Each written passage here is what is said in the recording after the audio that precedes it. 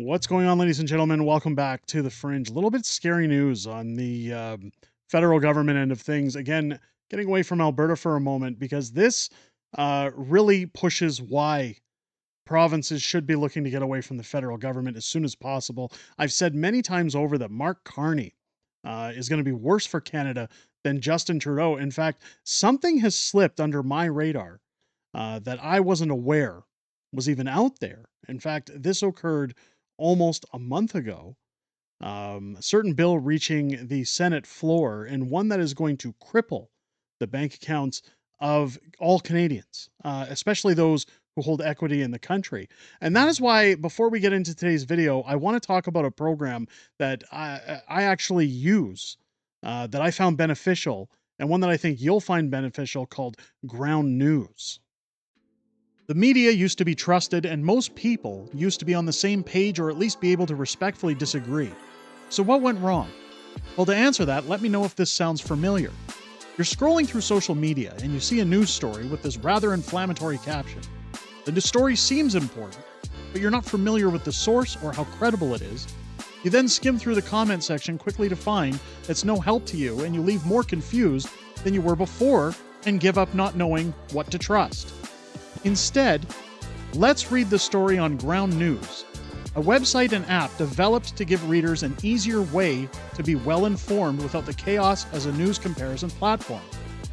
They gather articles from every source reporting on a given story so that you can compare coverage and see which angles get emphasized or ignored, helping you see every side of every story. And that's why for each news outlet they show important context, like the political bias of a news source, how reliable their reporting is, and who owns them. This approach allows to create the bias bar, which shows if any story is receiving balanced coverage from left, center, and right-leaning sources, or if the coverage skews toward one particular side.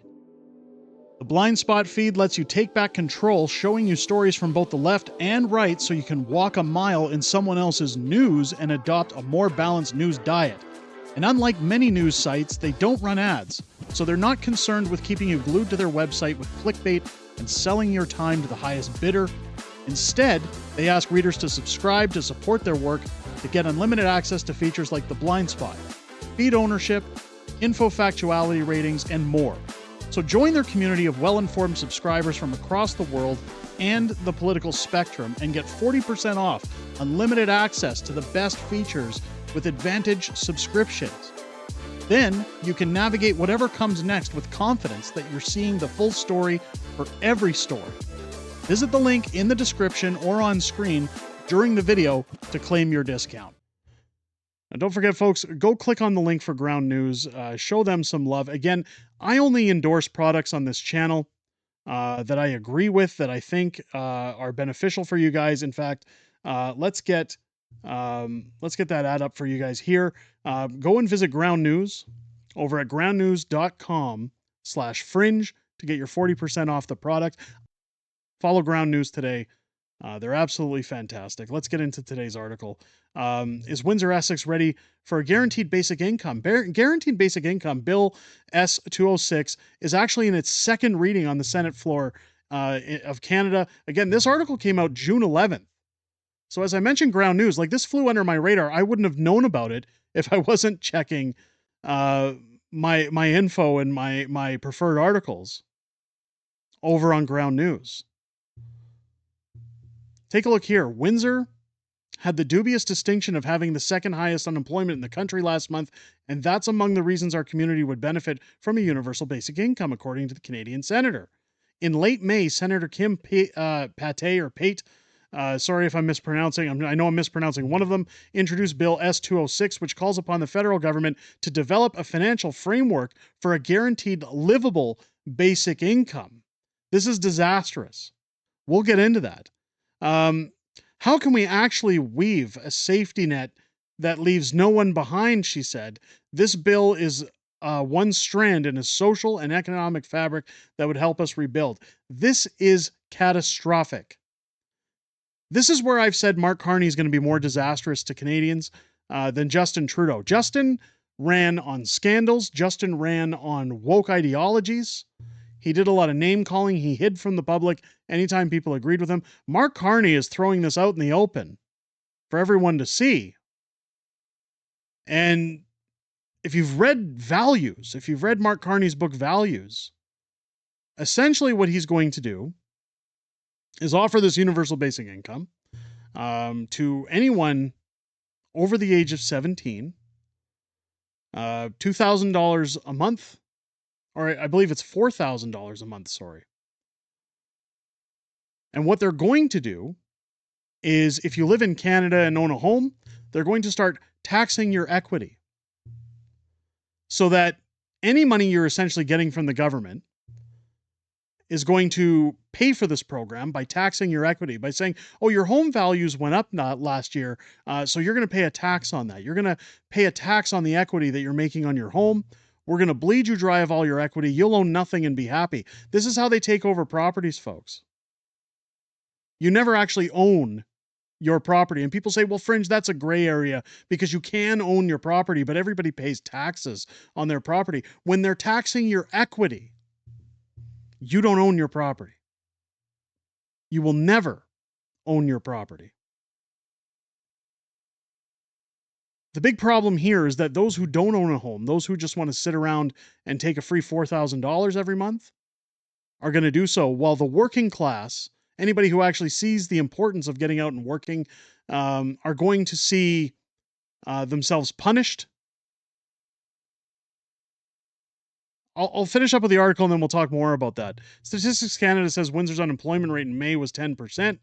Although Peterborough, it was hit harder with an unemployment rate of 11.7%. Again, that's more because of immigration and temporary foreign workers. It has nothing to do with qualified Canadians looking for a job. The situation could worsen in the near future. Of course it does, because, again, our government doesn't address those issues. She also, is Pate or Pate, says the growing reality of job losses due to the trade war. I love that they blame Donald Trump. And artificial intelligence technology means talking about a guaranteed income in Canada and is more relevant than ever. They don't really address the issue here that it's immigration and temporary foreign workers again. At a time like now, when we're facing the threat from the United States, when we're facing the threat of AI, and when we're facing challenges to industry, it strikes me that it's a perfect time for us to develop a plan that actually leaves nobody behind, she said. I mean, if woke had a face, this is it. Lorraine Goodard, CDO of United Way, Centraid, Windsor, Essex County, also believes the community would benefit from free money or a guaranteed livable basic income, because she feels the current system isn't providing people with the support they need to improve their situations. Well, what you need to do is make people's dollars go further, not hand out printed money. What you have to do is balance a budget. What you have to do is create jobs and kick out the foreign workers that are taking them all. What you have to do is make livable, affordable homes. The problem isn't the cost of living. The problem is the cost of government, folks. Social assistance programs keep people in poverty. They don't give people enough to live, Goodard said. You're just living moment to moment in deprivation mode. So she says this is social assistance programs. I got news for you. If you're in the middle class, or even the middle to upper class, you're in the same boat. We've covered people's posts on the channel saying, look, I make $80,000 a year. I have $12 in my bank account. People pay 40% of their taxes to, or 40% of their paycheck to income taxes and CPP and EI and everything else. Like, people are only taking home half their earnings, and they're expected to live on skyrocketed mortgages. Houses that cost $1 million, cars that cost $80,000. Keep in mind, Mark Carney wants to ban gas-powered vehicles and make you buy a six-figure electric vehicle to tout around in the country in, that have $30,000 batteries that break down. You're also supposed to pay utility bills that have surcharge after surcharge after surcharge instead of just the cost of the utility plus your GST. Every time I open a utility bill, it's delivery charge, distribution fee, admin fee, a fee, fee for paying with a paper bill fee, fee for opening the envelope and looking at your bill, fee for going online and paying it through your phone. It doesn't end. In fact, 70% of my bill is administration and delivery fees. Those are the problems. And if you got rid of the bullshit, people wouldn't need to talk about a universal basic income. It says, I see so many families and children really struggling. Blame the government. If you could help a family get that basic income, get them stabilized, let them keep their children, let them help their children, probably keep them as well, and get through school successfully, then you could see in 10 years a transformation in this community. Who's paying for this? Oh, wait, Mark wants to tax your equity. It's not the first time Pate has advocated for a guaranteed basic income. In 2021, she introduced a similar bill, S-233, but progress on that bill ended with prorogation of Parliament in January, and it died on the order paper, she admitted. Bill S-206 is entering its second reading in the Senate, and it will need to survive multiple readings in the House of Commons to become law, which we know Mark Carney is happy to pass. It's still too early for the idea to involve actual numbers and policy, but, and here's where it's important, in 2017, Ontario experimented with a pilot project that provided a basic income to around 4,000 low-income people in Hamilton, Thunder Bay, and Lindsay. That project offered approximately $17,000 a year to single individuals and $24,000 a year to couples.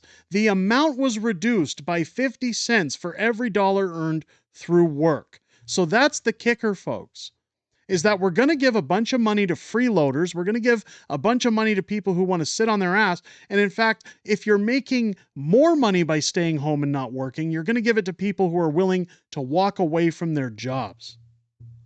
One of the most important things I haven't touched on in this video is work is good for your mind, for your mental health.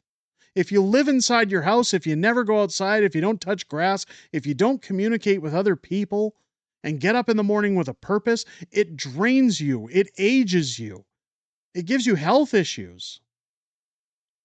I think that's one of the key reasons people should be encouraged to work on a daily basis. Pate said that a federal program could have a similar system adjusted for the current economy. Let's streamline the process, she says, make it universally accessible to people once they drop below a set income. So again, hey, if you want to be a sucker and work, you can go work and be punished, or you can sit on your butt and take a free payday while we tax your equity. It says here, critics like Franco Terrazzano, director of the Canadian Taxpayer Federation, believe that such a program is something the country simply can't afford. You've got to remember, the federal government is broke. It's more than $1 trillion in debt, Terrazzano said. Universal basic income in Calgary would be massively expensive. Even in the best case scenario, this would cost Canadian taxpayers billions of dollars every single year. This would be big time tax increases for Canadians who are already struggling. So again, how do we pay for that? We're going to tax your equity. Plain and simple, folks. It says the Parliamentary Budget Officer study of the bill says the gross cost of implementation is estimated at $107 billion. Is this really what we want, Canada? This is why provinces are saying it's time to get out. This is why I couldn't agree more. I think it's time for Alberta to get out. I think it's time for everybody to get out if this is the nonsense that they're going to float. Again, people should be asking their MPs, their constituents, they should be asking the House of Commons. It's free to send letters to the Prime Minister's office. Why are we advocating for universal basic income to say that that's the only way people can afford their bills instead of, oh, I don't know, balancing a budget, stop sending money to Ukraine or other countries that are laundering it for war necessary means? When are we going to stop spending money on scandalous behavior within our government? Why don't we cut the amount of government workers that are out there and save ourselves some tax dollars at the end of the day and reduce people's income taxes? How about we do some of those things instead? That's what I find funny here, is that the solution to these problems never involve the government cutting back. It always involves in some kind of trade with the average Canadian worker. And in this case, it's going to be your home equity or worse, other things. We've seen how this worked with CERB during the pandemic, that a lot of people took what they thought was free money only to be told, hey, you got to give it all back or else we're going to claw it back and we're going to punish you. We're going to lock you down. We're going to send you to collections, ruin your life. I know people who were left on the hook for thousands upon thousands of dollars after the government changed their mind and said, nah, we decided this isn't applicable for you. It really spells danger for Canada moving forward, folks. But let me know what you think down below. Do you think that we need a universal basic income, even if it was $4,000 a month per person? Do you think it's going to benefit your life? Or do you think that the cost of living would just go up and it really doesn't do anything but give the government an excuse to tax you further? Let me know your thoughts down below. If it's your first time here, I hope this video's earned your subscription. Make sure as you hit that button, you click your bell for all notifications so you never miss a beat whenever a new video drops on the channel.